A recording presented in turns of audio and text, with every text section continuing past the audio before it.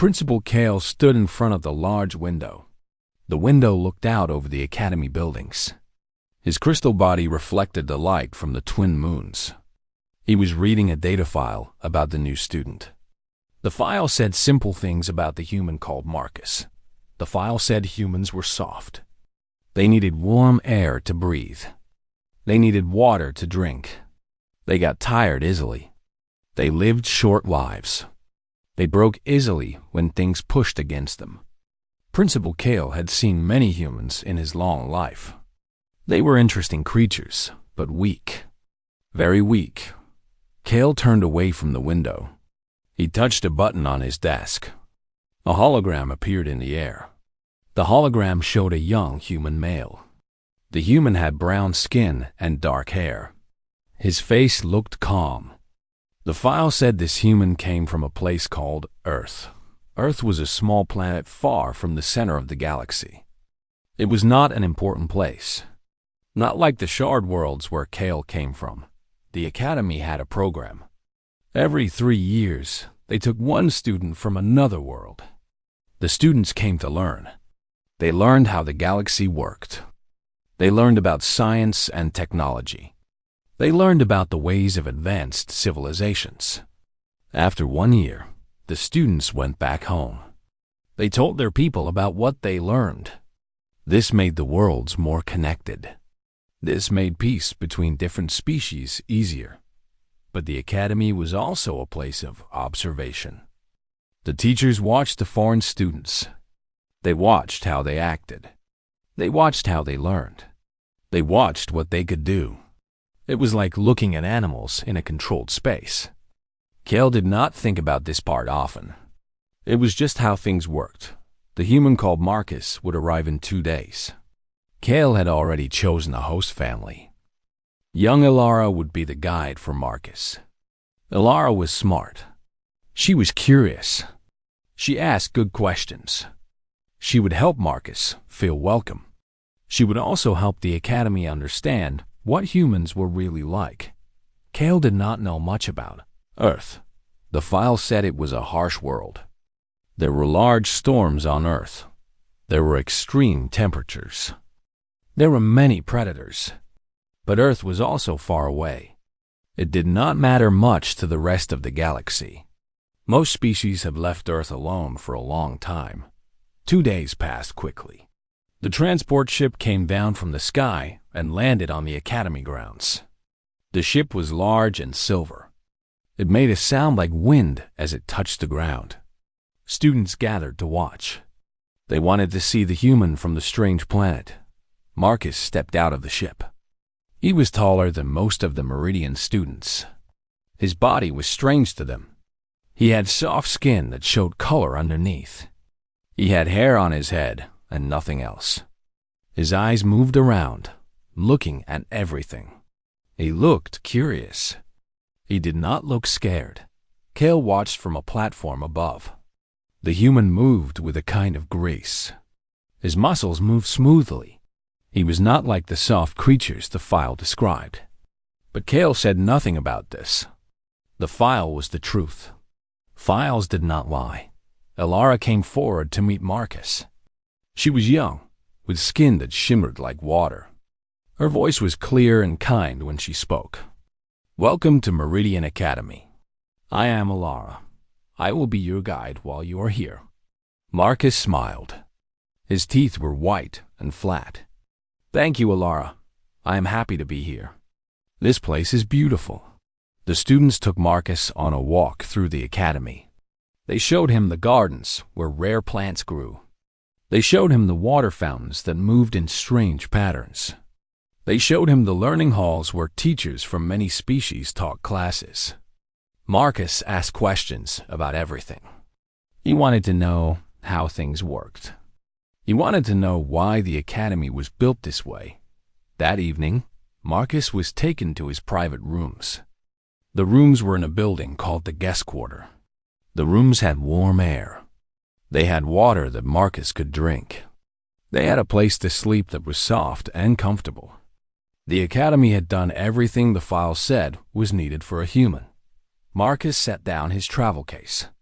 The case was made of metal, and it was sealed tight. He looked around the rooms. He was alone. He went to a small window and looked out at the Academy gardens. In the distance, he could see the research buildings. He could see the tower where the most advanced technology was kept. He waited until the light outside became dark. He waited until no one walked in the gardens anymore. Then he opened his travel case. Inside, wrapped in special material, was a pod. The pod was small and silver. It hummed very quietly. Marcus held it carefully. He placed it on the floor of his room. He pressed a button on the side. The pod began to open. Steam came out of it. The temperature inside the pod was very high. Marcus stepped back. He waited. Then something moved inside the pod. Eyes opened. The eyes were very dark. They were not the eyes of a normal animal. They were the eyes of something smart, something dangerous, something that had been asleep for a long time. The creature climbed out slowly. Its body was covered in scales. The scales were silver and dark gray. They caught the light and made it dance across the walls. The creature was small right now. It was about the size of a large cat, but the muscles under the scales were strong and tight. Marcus knelt down. He looked at the creature. The creature looked at him. They stayed like this for a long time. Then the creature made a sound. It was like the sound of stones grinding together. But it was not a bad sound. It was like a cat purring. It was a sound of recognition. A sound of trust. Marcus reached out slowly. His hand touched the creature's head. The scales were warm. They were hard, but not rough. The creature pushed its head against Marcus's hand. It closed its eyes for a moment. "Hello, Ash," Marcus said softly. "We made it. We are here now." The dragon opened her eyes again. She looked at Marcus's face. In the darkness of the room, Marcus could see something else in her eyes. Intelligence, power, a kind of knowledge that came from millions of years. This creature was not weak. This creature was not a pet. This creature was something the galaxy had worked very hard to forget. And Marcus had brought it here. Ash walked around the room. Her tail moved from side to side. She sniffed at the corners. She looked at everything. She was exploring her new place. She was remembering the smell and the sound and the feel of the air. She was getting ready for what would come next. Marcus sat on his bed and watched her. Tomorrow, the other students would see him in classes. They would watch him. They would wonder about him. They would try to understand what he was. But none of them would know the truth. None of them would know that the soft human from the weak planet had brought something with him. Something that changed everything. Asterisk. 2 weeks passed at Meridian Academy. Marcus learned his way around the buildings. He learned the schedule of classes. He learned the names of the other students. He learned which teachers were kind and which ones were cold. And every night when he was alone in his rooms, he spent time with Ash. The dragon grew a little each day. Not in size. Not yet. Ash was saving her growth for later when she would need it. Instead, she grew in other ways. She became stronger. Her mind became sharper. She learned to understand Marcus's voice. She learned the sounds of the academy. She learned the smell of every person who came near the building. Marcus kept Ash hidden well. He used the privacy of his rooms. He used the darkness of the night. He made sure that no one saw her. No one suspected anything. The students thought Marcus was like any other exchange student. They thought he was interesting because he was soft and slow. They thought he was something to watch and study. But Marcus was not slow. And he was not soft. In the physical education classes, Marcus showed his real strength for the first time. The teacher, a large being made of muscle and bone, asked the students to run a long distance. The other students panted. They struggled.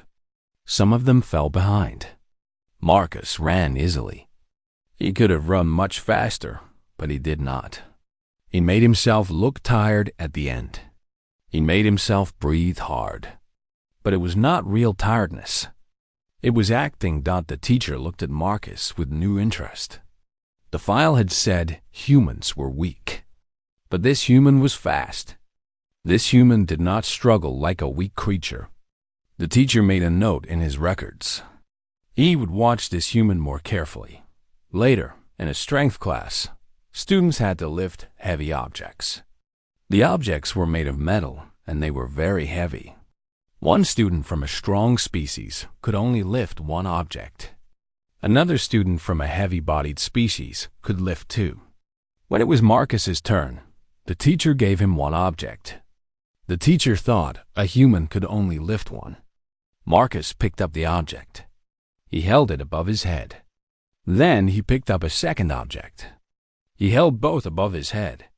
He held them there while he walked across the room. The students watched in silence.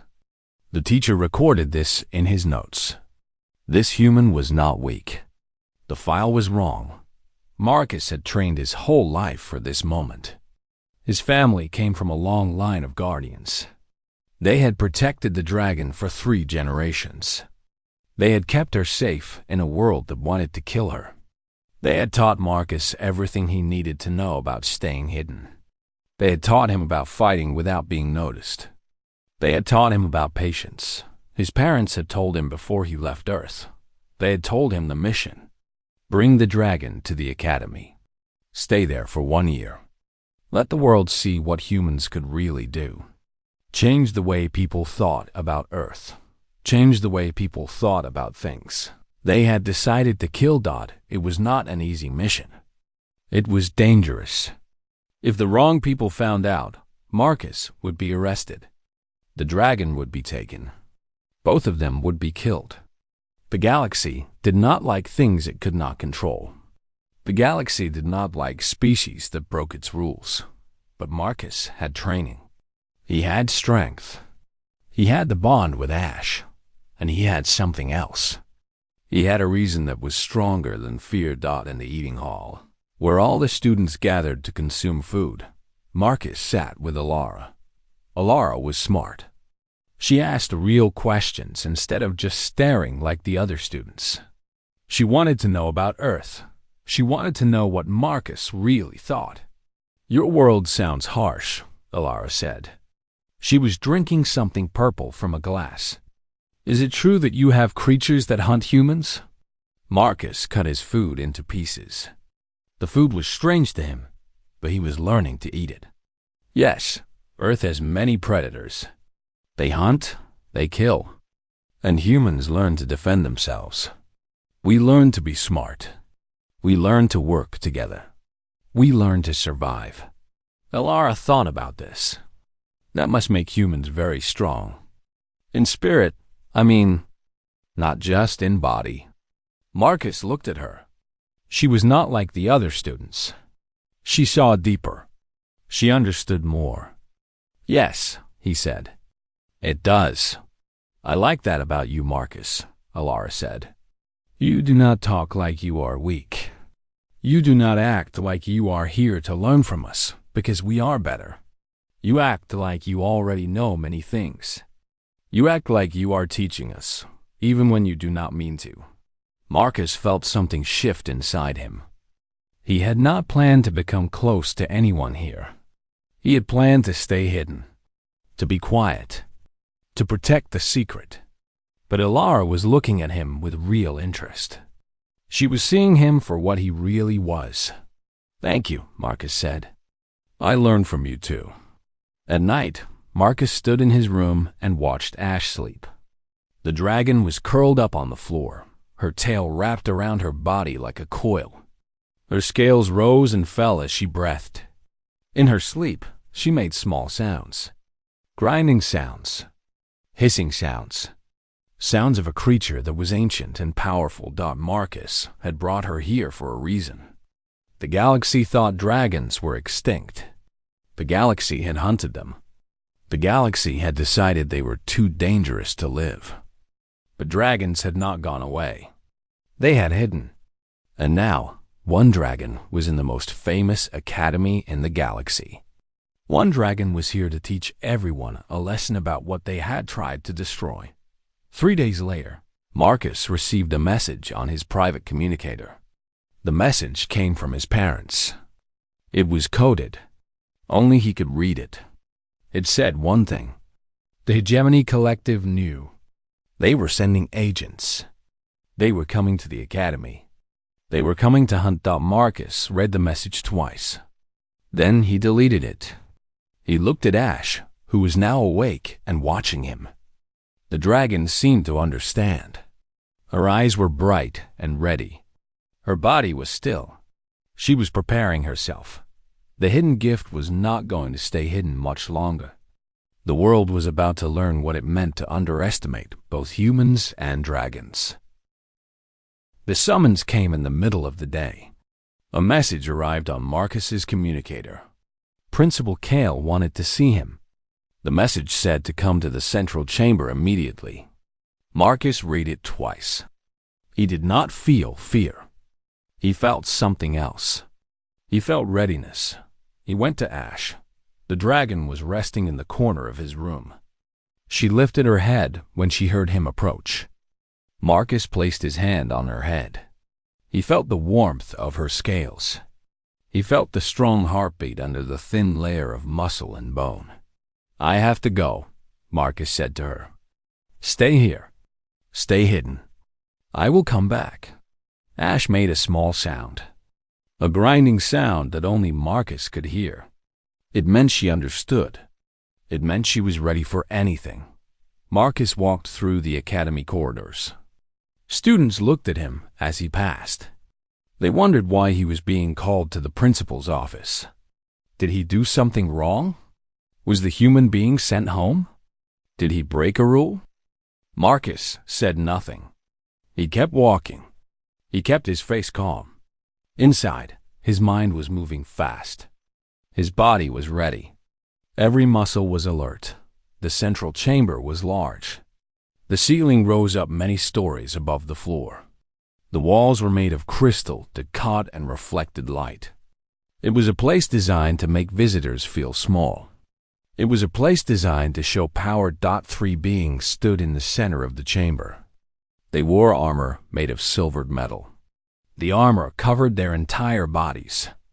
It covered their faces. Marcus could not see what species they were, but he knew who they were. The message from his parents had told him. The Hegemony Collective. Principal Kale stood to one side. His crystal body looked dull. He looked worried. Around the chamber, guards stood at every entrance. Their weapons were visible. They were ready to use them. Inquirer 7 stepped forward. Her voice came through a speaker in her armor. The voice was not male or female. It was not kind or cool. It was just empty. Just professional. "You are Marcus. You came from Earth. You arrived at this academy 2 weeks ago." Marcus said nothing. He waited.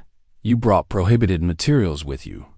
This violates Treaty Code 447 of the Galactic Accord. You are carrying genetic material from an extinct species. You are harboring a creature that was declared dangerous and removed from all habitable worlds 50 years ago." Kale made a small sound. He looked shocked. He looked like he had not known about this. "We have sensors," Inquirer 7 continued. "We have equipment that can detect biosignatures. We detected a dragon on the academy grounds. This is impossible. Dragons are extinct. But we both know the truth. You brought it here." Marcus looked at the 3 armored figures. He looked at Principal Kale. He looked at the guards. Then he asked a question. "Why are you hunting it?" Inquirer 7 turned slightly. She was surprised by the question. Most beings would deny everything. Most beings would be afraid. "Because it is dangerous," she said. 50 years ago, dragons hunted on the colony world of Kepler-15. They killed 200 beings. They destroyed buildings. They destroyed ships. Humans could not stop them. Humans could not kill them. In the end, we had to sterilize the entire planet. We had to burn it from orbit. Inquirer 7 stepped closer. Humans developed weapons that could kill dragons. But the cost was high. Humans did not want to pay the cost. So they gave the last dragons to us. They helped us hunt them. They helped us make them extinct. And now, you have brought one back. You are afraid, Marcus said. It was not a question. It was a statement of fact. We fear nothing, Inquirer 7 said. But her voice changed slightly. Her voice became harder, colder. You fear this, Marcus said, pointing at the beings in front of him. You fear that something you decided was too dangerous to live is still alive. You fear that humans did not kill every dragon. You fear that I am human. You fear that humans protected something from you. Before anyone could move, alarms sounded in the academy. Red lights flashed. The sound was loud and sharp. It hurt the ears. Principal Kale made a noise of confusion and fear. What is happening? A voice came through the communication system. Emergency in the student residential sector. Dangerous gas release in progress. All students must evacuate immediately. Inquirer 7 turned to her guards. She gave a command. Seal the residential sector. Lock all doors. We must contain whatever is happening there. But Marcus was already moving. He had not been surprised by this. He had expected this. The hegemony would try to force the dragon out of hiding. The hegemony would use the students as bait. They would use suffering to make Marcus reveal himself completely. Marcus ran toward the residential sector. The guards tried to stop him. He was faster than them. He was stronger than them. He moved like someone who had trained his whole life for combat. He moved like someone who was not human in the way they understood humans to be. By the time he reached the ventilation control room, the gas was spreading through the student buildings. The students were coughing. Some of them were falling. The gas was designed to be painful but not deadly. It was designed to make everything move in panic. Marcus found the main controls. The symbols on the interface were alien to him, but he understood the logic. The logic was the same everywhere. Take in air from one place. Push it out in another place. He reversed the flow. He vented the gas out instead of letting it spread inside. The guards came in behind him. Inquirer 7 was with them. You have confirmed everything, she said. You are harboring the creature. You just revealed your knowledge of our systems. You just revealed your training. Marcus turned to face her. I revealed that I care about those students. I revealed that I will not let them suffer. I revealed that humans protect what they love. Alarms changed their sound. A new message came through. In the residential sector, something was moving. Something large was moving. Something was hunting the guards that had tried to release the gas. Inquirer 7 looked up.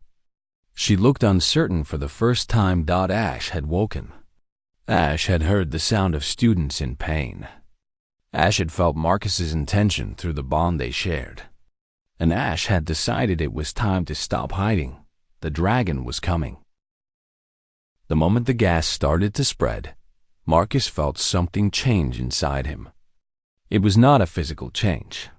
It was not something that moved through his blood or his bones. It was something deeper.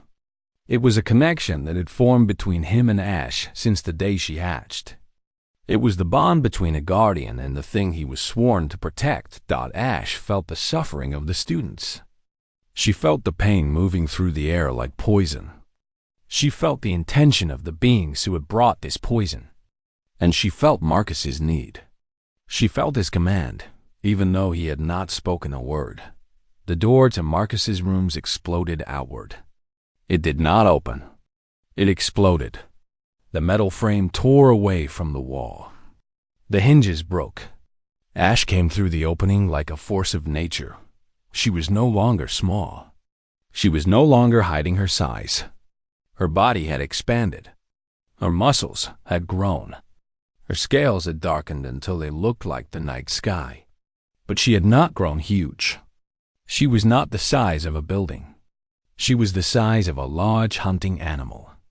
She was the size of something that could move fast and strike hard. The guards in the residential sector ran from her. They fired their weapons. The energy beams hit her scales and bounced away. The scales were harder than their weapons could break. The scales were made of something that evolution had refined over millions of years. The scales were made to survive. Ash did not kill the guards. She did something else. She herded them.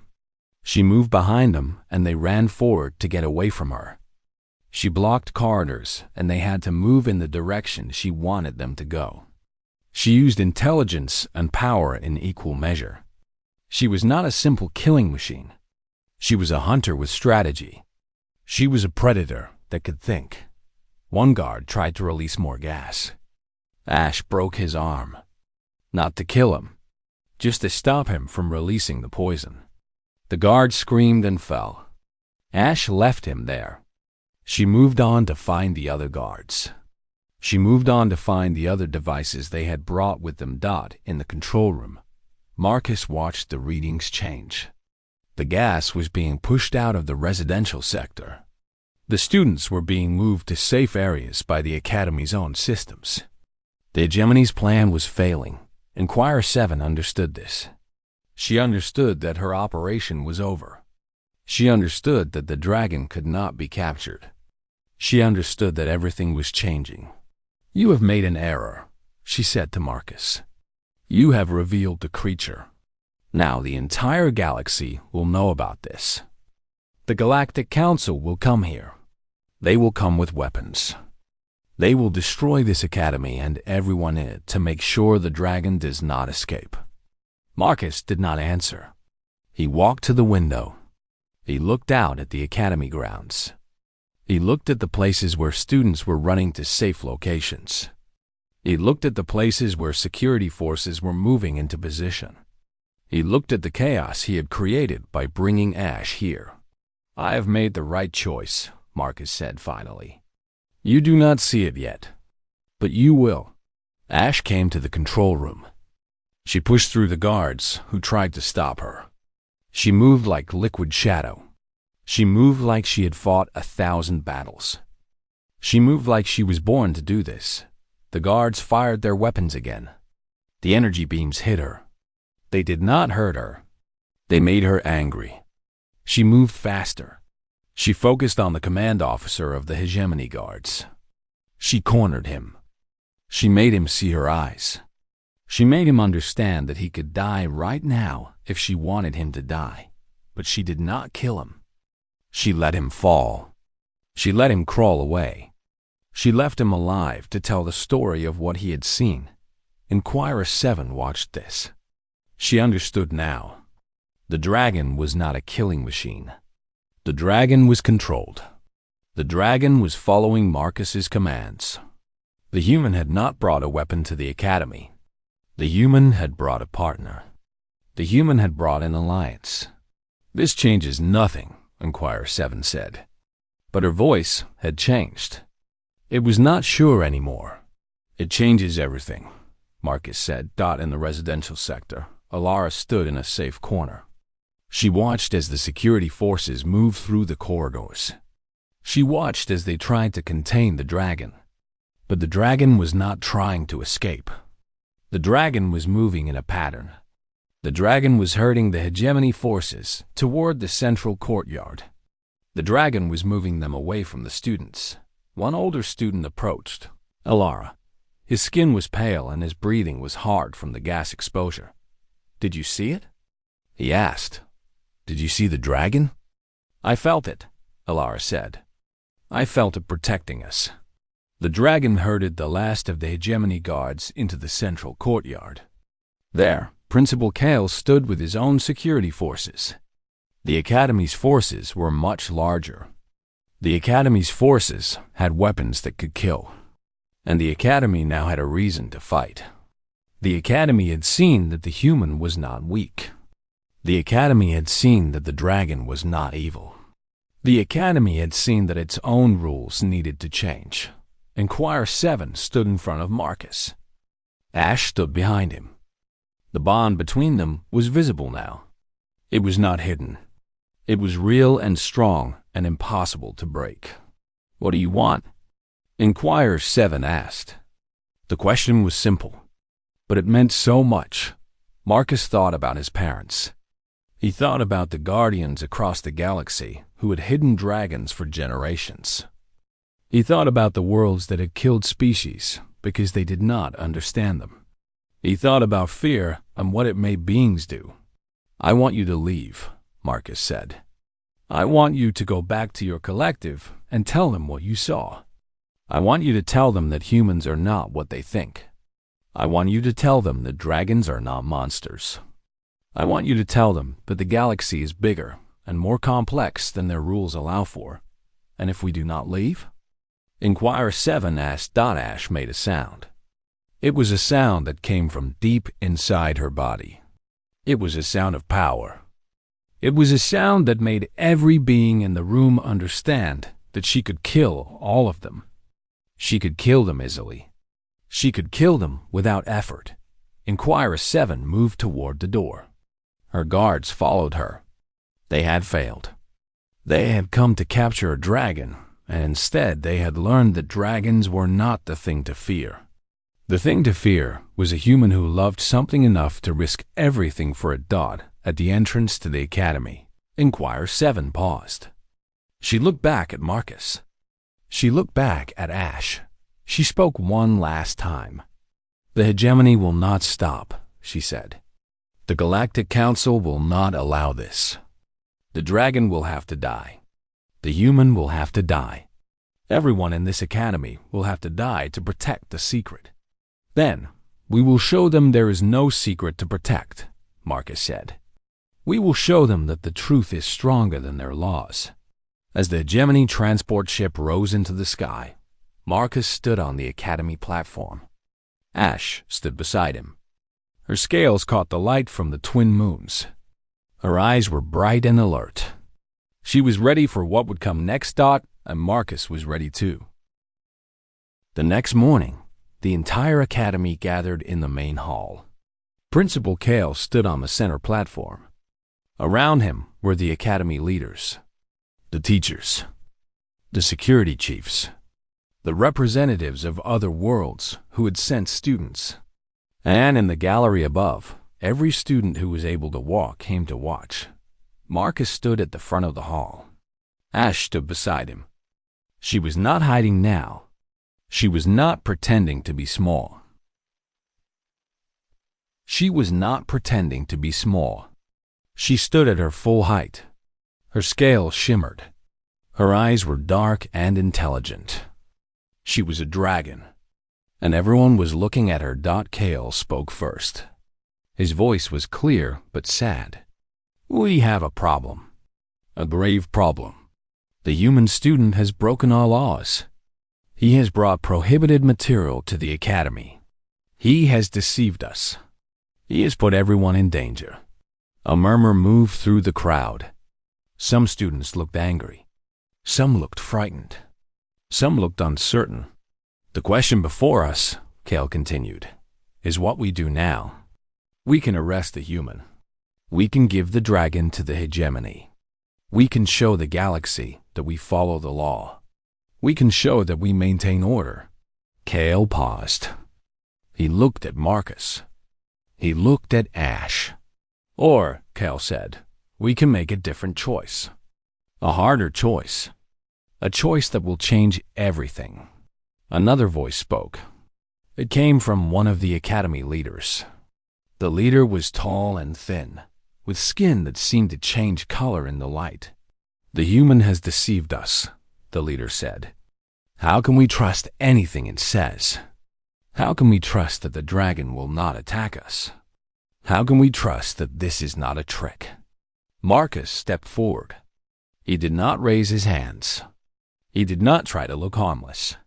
He stood straight and tall. "My name is Marcus. I came from Earth. I came with Ash because the galaxy decided to kill everything she was. The galaxy hunted dragons because they were afraid. But fear is not a reason to destroy something. Fear is not a reason to kill an entire species. Marcus looked at every face in the hall. I have not deceived you about who I am. I have shown you what I am. I am strong. I am trained. I am a guardian. My family has protected dragons for 3 generations. We did not do this because we wanted power. We did this because it was right. A young student in the gallery spoke out. She was a Zethrian like Alara. She had stood with the other students when they watched Marcus and Ash in the courtyard.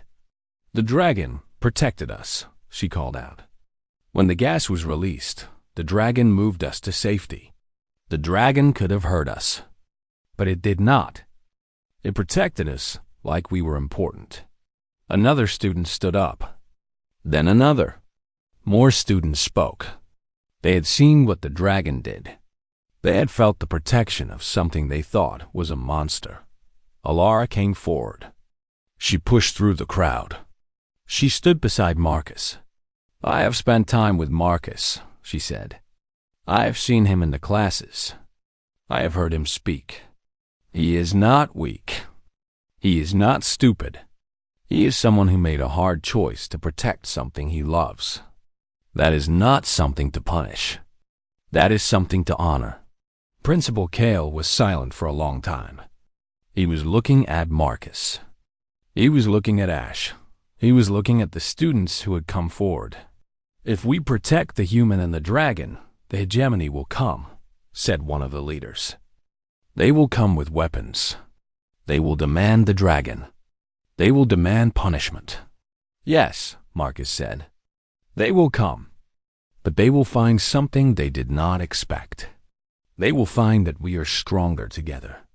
They will find that humans and dragons and every other species can work as one. They will find that the rules they made are not stronger than the truth. The hall was very quiet. Every being was thinking. Every being was considering. Kale stood up from his seat. He moved slowly. He walked down from the platform. He walked toward Marcus and Ash. I am old, Kale said. His voice was soft, but everyone could hear it. I have served the academy for many years. I have followed the rules. I have maintained order. But I think the human is right. I think the rules are not the most important thing. I think protection is more important. I think courage is more important. Kale looked at Ash directly. He did not fear her. He understood her now. The academy will protect the human, Kale said. The academy will protect the dragon. The academy will face the hegemony if we must. This is my choice. This is my responsibility. The other leaders looked at each other. Some of them nodded. Some of them looked afraid. But they did not object. Inquirer 7 had not left yet. Her ship had remained in orbit above the academy. She was waiting to see what would happen. Now she received word. The academy would not give up the human. The academy would not give up the dragon. The academy would fight Dodd. She sent a message to the Galactic Council.